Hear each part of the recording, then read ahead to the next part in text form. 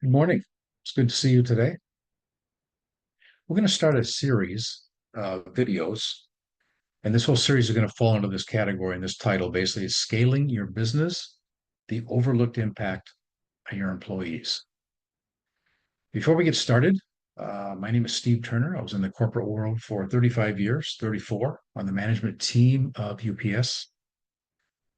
After taking an early retirement, we went into the entrepreneurial world, started two businesses, one legginggirl.com, which my wife runs, and Flow Business Solution, which is my coaching business. This video and this series of videos is going to focus on enhancing employee engagement, thus the title of The Overlooked Impact on Employees of Scaling. Now, most coaching businesses have a focus. Ours is on enhancing employee engagement, but that is a broad topic because employees are everywhere. So I learned something. I was in Europe for 5 years. I learned something over there, realized it more when I came back and got into the coaching business. And this is it. This is a universal truth. You can take it to the bank. Cultures vary, but hearts do not. Initially, as I thought about this, the cultures topic, I took it from the perspective of international cultures because I covered 10 different countries in Europe while I was over there on the finance side. But when I came back to the US and started getting into the coaching world, I realized that the culture factor isn't just countries, it's industries, it's locations. Wherever you go in the United States or any place, the local culture is a certain way, and businesses have a certain culture. But having recognized the fact that those cultures vary, the hearts of employees do not. We're all made the same. And if you dig deep enough, you'll find everybody wants to be appreciated. They want to be well trained. They want to know how they fit in the big picture. They want to be compensated correctly. And they want an opportunity for the future. And we will talk about all five of these things as we talk about this topic. But again, employee engagement is across the board in every business. The only exception could be a solopreneur when there's just the person himself. But once you start adding people to your business, employee engagement becomes a factor. All right, so let's take a run here. So our focus on this video series is to talk about scaling and talk about scaling as a lifestyle, not an event. It's not something where someone stands up and says, hey, I'm going to scale my business now. You can make the decision, but the process is a lifestyle, not an event. We're going to talk about the elements of scaling from a high level, bringing it down to the employee factor. We're going to talk about the progression of employees in a scaling business, what actually happens and what do they have to put up with while we're scaling a business. There's one thing about people. Lack of engagement has a lot of concealed expense associated with it. And I like to refer to it, there's a huge opportunity cost in ignoring employee engagement in your business. So let's go on. Scaling is a lifestyle. At the beginning of any business, let's take a look at what really gets us going to start with. And that is, we choose to go into business because we want to provide a product that people want. We want to provide a service that people want. We could even get into creating a market and then filling the market. This happened with Microsoft.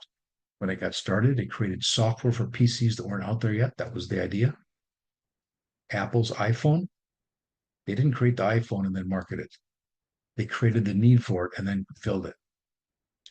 And as much as I'm a UPS person, you cannot ignore Federal Express, who created the overnight delivery market.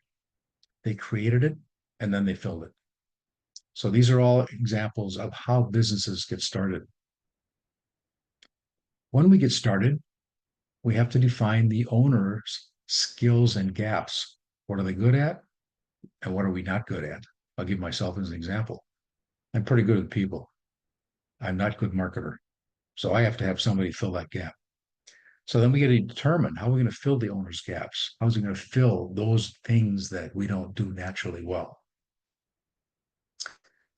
So as I mentioned before, unless the business owner wants to be a solopreneur, which they can do that if they want, scaling is inevitable, can't be ignored. It's there, it's part of business growth. This reality needs to be in the forefront of a business owner when they first get started. It's going to happen. An interesting thing, it may not come on your schedule.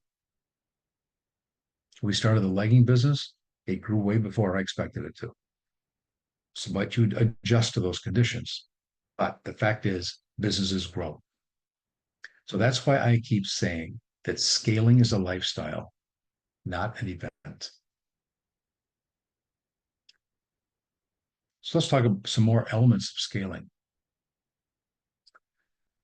I mentioned our legging business took off like a shot when we first started it. So you can have this surprise explosion in your business.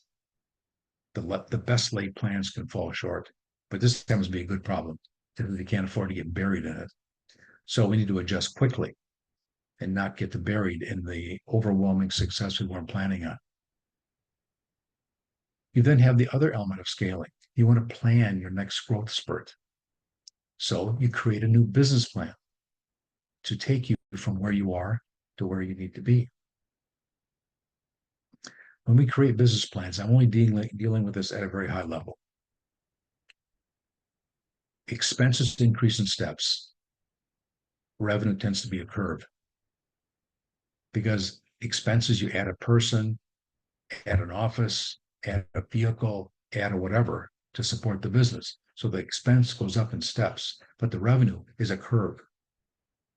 And you want to make sure that that curve catches up with the expenses because the expense goes up first, right? But we have to always keep that in mind.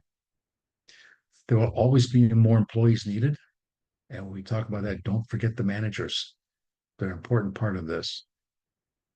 And then once we have our new business plan set up, now we go to the marketing plan so that we can leverage the new cost structure that we have just created. In the process of doing that, we can now create a project plan to implement the business plan. You look at a business plan, it might be a month at a time, but that project plan has to get to lower levels of detail. So we put the plan together. How are we going to make this thing work? And of course, bottom line, the lifeblood of a business is cash flow. So we need to make sure the cash flow is there. If you sold 1,000,000 widgets, invoiced everything, and never collected a dime, you're out of business. You may have sold 1,000,000 widgets, but there's no money left over. So cash flow has to be managed as well as revenue and expense. If you're experiencing a cash crunch, you've got three big ways you can go. Number one, the logical one, increase revenue. Increasing revenue spurs growth. It's one way to increase your cash flow. Not too much wisdom in that statement. You can decrease expenses, but here I'm going to give you a caution. If you decrease expenses in the wrong way, you can cut your capacity and restrict your growth. So if you set something up to make a business run and you find out that maybe the revenue isn't quite there as fast as you expected it, and you look to decreasing expenses, if you truly have excess capacity that you can pull back and release again, good. But if you pull it back to the degree that it cuts your revenue growth, you have to be careful there. You can win the short game and lose the long one. Okay. However, there's one place you can always cut and you win every time. Waste. Wasteful spending. Because when you cut waste, the impact drops straight to your bottom line, right? Straight to the bottom line. And it drops straight to the bottom line every single time you would have spent the money and now you're not. Cutting waste, great way to enhance your cash flow. If you may need outside funding, you need to be well defined on your logical repayment plan if you're getting a loan. If you're doing it through stock, That's an equity position, so that's a whole different world. I like to create a scenario where I'm in charge of what's going on. So I would rather get a loan, pay back the loan, but have an option in there that if I'm paying back the loan, let's say I want to keep the money and grow the business more, I think that's a good option to have. The lender has to give it to you, of course. And now that I've gone through all of those things, elements of scaling, I'm going to bring it back to employees. You need to advise your employees of what you're doing, whether you have one or maybe three or five or 15 or wherever you are in the process of the scaling. You need to advise employees on what's going on every step of the way. And I'll get into this a little bit deeper. Nobody likes surprises, including your employees. So we're going to end there and we'll come back to the next video.